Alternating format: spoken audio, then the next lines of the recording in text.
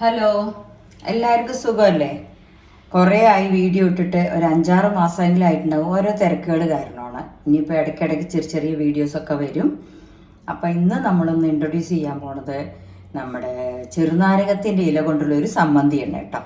അതിനൊരു സ്പെഷ്യാലിറ്റി ഉണ്ട്, അമ്മിയിൽ അരച്ച സമ്മന്തിയാണ്.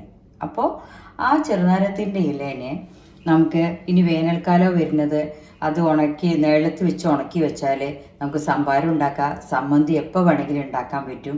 അപ്പോൾ ആരും കിട്ടുമ്പോൾ സൂക്ഷിച്ച് വെക്കുക.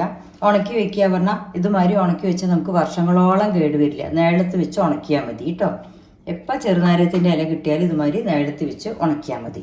ഇനി ഈ ചെറുനാരകത്തിൻ്റെ ഇല ക്ലീൻ ചെയ്ത് നേരാക്കി വെച്ചിട്ടുണ്ട്. അപ്പോൾ നമുക്കൊരു 5-6 ഇലയേ വേണ്ടു സമ്മന്തി അരയ്ക്കാൻ. ഇതുമാതിരി അതിൻ്റെ നാര് കളഞ്ഞിട്ട് ചീന്തിയെടുക്കുക.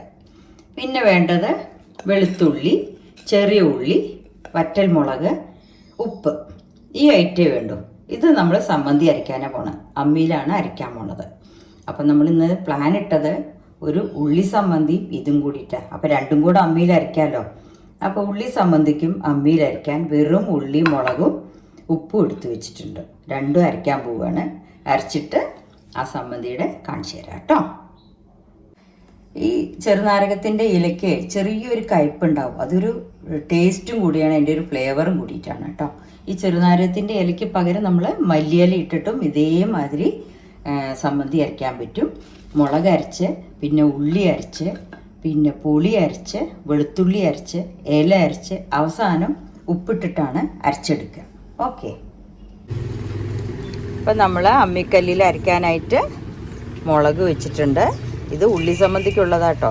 മുളക് അത് അരഞ്ഞ ശേഷം ചെറിയ ഉള്ളി പിന്നെ ഉപ്പും ഇട്ടിട്ട് അരച്ചെടുക്കും. ഓക്കെ, അങ്ങനെ നമ്മുടെ ഉള്ളി സമ്മന്തി ഇത് അമ്മിയിൽ അരച്ചത് കാരണം കേട്ടോ. അതിൻ്റെ കളർ തന്നെ വ്യത്യാസമാണ്. നമ്മൾ അമ്മിയിൽ അരയ്ക്കണത് മിക്സിയിൽ അരയ്ക്കണതിൻ്റെ ടേസ്റ്റും കളറും ഒക്കെ വ്യത്യാസമാണ്. ഇത് നമ്മുടെ ചെറുനാരകത്തിൻ്റെ ഇലയുടെ സമ്മന്തി.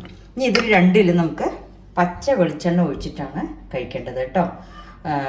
ചെറുനാരകത്തിൻ്റെ സമ്മന്തി നമ്മൾ എന്തെങ്കിലും സാധനങ്ങളൊക്കെ കഴിക്കില്ലേ, തമിഴ്നാടത്തെ പരിപ്പിച്ചോറ്, തൈര് ശാദം, അതിനൊക്കെ നന്നായിരിക്കും. അല്ലാണ്ട് ഈ പുളിയില്ലാത്ത കൂട്ടാണെങ്കിൽ എരിശ്ശേരിയൊക്കെ വെക്കില്ലേ, അപ്പോൾ അതിന് നമുക്ക് സൈഡ് ഡിഷായിട്ട് തൊട്ടുകൂട്ടാനായിട്ട് കഴിക്കാൻ പറ്റും കേട്ടോ.